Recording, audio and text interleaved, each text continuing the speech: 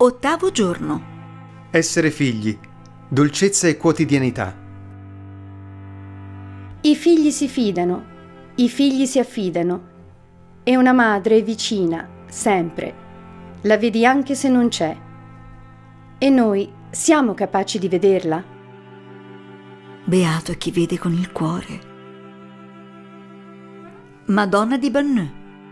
La piccola Marietta di Banneux. 18 gennaio. Marietta è in giardino. Prega con il suo rosario. Maria viene e la porta a una piccola sorgente ai margini del bosco, ove dice: questa sorgente è per me, e invita la piccola a immergervi la mano e il rosario. Il papà e 2 altre persone hanno seguito con indicibile stupore Marietta in tutti i suoi gesti e parole. E quella stessa sera, il primo ad essere conquistato dalla grazia di Banneux è proprio il papà di Marietta, che corre a confessarsi e a ricevere l'Eucarestia. Era dalla prima comunione che non si confessava più. 19 gennaio. Marietta domanda: Signora, chi siete? Sono la Vergine dei poveri. Alla sorgente aggiunge: questa sorgente è per me, per tutte le nazioni, per i malati. Vengo a consolarli. Marietta è una ragazza normale che vive i suoi giorni come tutti noi, come i nostri figli, i nostri nipoti. Un borgo piccolo e sconosciuto il suo. Prega per rimanere vicina a Dio. Prega la sua mamma celeste per mantenere vivo il legame con lei. E Maria le parla con dolcezza, in un luogo a lei familiare. Le apparirà diverse volte, le confiderà segreti e le dirà di pregare per la conversione del mondo. Questo per Marietta è un forte messaggio di speranza. Tutti i figli vengono abbracciati e consolati dalla madre. Tutta la dolcezza che Marietta trova nella Signora Gentile la trasmette al mondo. E da questo incontro nasce una grande catena d'amore e spiritualità che trova il suo compimento nel santuario alla Madonna di Benneux. Maria, madre che resta accanto. Tu che sei rimasta accanto ai tuoi figli senza perderne mai neanche uno, hai illuminato il cammino quotidiano dei più semplici. A loro ti sei avvicinata, a loro ti sei manifestata. Abbandonati nell'abbraccio di Maria. Non temere, lei ti consolerà.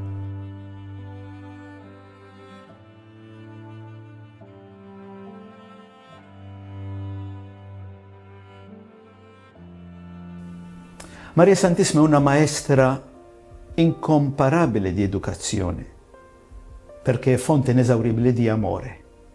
E chi ama, educa veramente chi ama. Riflettere sulla figura di Maria in relazione a questi 2 pilastri della crescita umana e spirituale. Ecco, abbiamo qui un esempio da contemplare, da prendere sul serio, da assumere nelle nostre scelte quotidiane. L'educazione che emana da Maria non è fatta di precetti, di insegnamenti formali, ma si manifesta attraverso il suo esempio di vita, un silenzio contemplativo che parla, la sua obbedienza alla volontà di Dio, umile e grande allo stesso tempo, la sua profonda umanità. Ecco, il primo aspetto educativo che Maria ci comunica è quello dell'ascolto, l'ascolto della parola di Dio, l'ascolto di quel Dio che è continuamente lì per aiutarci, per accompagnarci. Maria custodisce nel suo cuore, medita con cura, favorisce l'ascolto attento alla parola di Dio e con la stessa maniera alle necessità degli altri. Ecco, Maria ci educa a quella umiltà che non sceglie di rimanere distaccata e passiva, ma piuttosto è quell'umiltà che mentre riconosciamo la nostra piccolezza davanti alla grandezza di Dio, ci mettiamo come protagonisti al suo servizio. Il nostro cuore è aperto per essere veramente quelli che accompagniamo, viviamo il progetto che Dio ha per noi. Ecco, Maria è un esempio che ci aiuta a lasciarci educare dalla fede. Ci educa alla perseveranza, rimanendo salda nell'amore, rimanendo saldi nell'amore per Gesù, fino ai piedi della croce. Educazione e amore. Ecco, l'amore di Maria è il cuore pulsante della sua esistenza, continua a essere per noi. Tutte le volte che ci avviciniamo a Maria, sentiamo questo amore materno che si estende su tutti noi. È un amore per Gesù che diventa un amore per l'umanità. Ecco, il cuore di Maria che si apre con quella tenerezza infinita che lei riceve da Dio, che lei comunica ai suoi figli spirituali. Ecco, allora chiediamo al Signore affinché, contemplando l'amore di Maria, che è un amore che educa, lasciamoci spingere a superare i nostri egoismi, le nostre chiusure e di aprirci agli altri. In Maria vediamo una donna che educa con amore e che ama con un amore che è educativo. Chiediamo al Signore che ci dà il dono del suo amore, che a sua volta è un amore che a noi stesso ci purifica, ci sostiene, ci fa crescere, affinché il nostro esempio possa essere veramente un esempio che comunica amore, e comunicando amore possiamo lasciarci educare da lei e lasciamo che lei ci aiuti affinché il nostro esempio educhi anche gli altri. E noi siamo capaci di abbandonarci come fanno i bambini? Mi chiamo Jennifer Sicoli e ho 13 anni. Mi chiamo Emanuele e ho 13 anni. Mi chiamo Lorenzo Bersan e ho 11 anni. E secondo te la mamma lo sa? Le cose che non le hai mai detto, le conosce? Sì, mi conosce molto. A volte arriva a casa e basta che mi guarda in faccia e capisce tutto. E fa finta di non sapere? Beh, a volte sì, a volte mi chiede se sto male, se mi può aiutare in qualche modo. E tu ti fai aiutare? Sì, abbastanza. Sei brava a farti aiutare?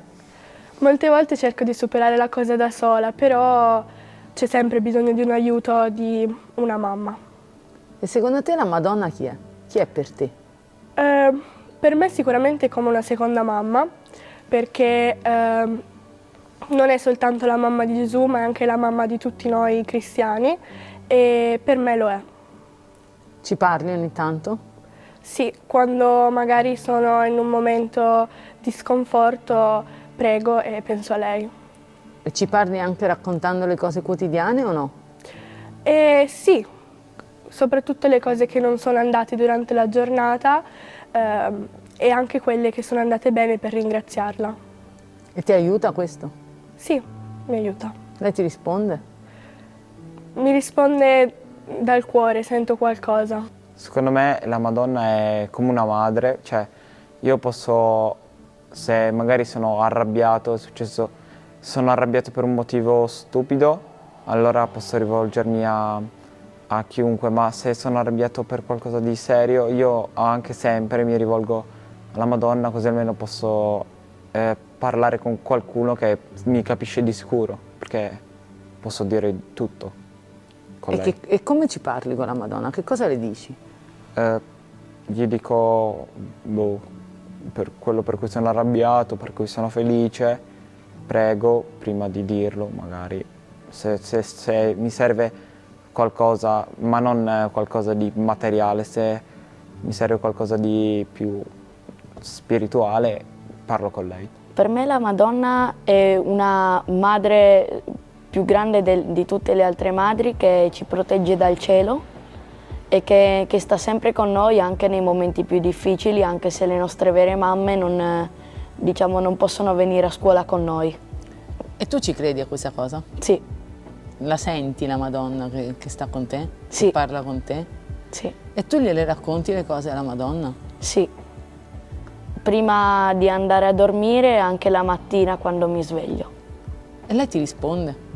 Sì, con l'anima però non fisicamente. C'è un momento in cui ti sei sentito abbracciato dalla Madonna? Sì, quando soprattutto sono in ansia e quando mi preoccupo per certe cose. E quando ti senti questo abbraccio, come sei poi? Sono poi felice e non sono più ansioso come prima. La preghiera di un figlio dei nostri giorni. Maria, tu che ti mostri a chi sa vedere, rendi il mio cuore mite e docile. Chi mi rimetterà insieme dopo essermi spezzato sotto il peso delle croci che porto? Chi riporterà la luce nei miei occhi dopo aver visto le macerie della crudeltà umana? Chi allevierà le sofferenze della mia anima dopo gli errori che ho commesso nel mio cammino? Madre mia, solo tu puoi consolarmi. Abbracciami e tienimi con te per evitare che io vada in 1000 pezzi. L'anima mia riposa in te e trova pace come un bimbo in braccio a sua madre. Ave, o Maria, piena di grazia, il Signore è con te. Tu sei benedetta fra le donne e benedetto il frutto del tuo seno, Gesù. Santa Maria, Madre di Dio, prega per noi peccatori, adesso e nell'ora della nostra morte. Amen. Beato chi vede con il cuore.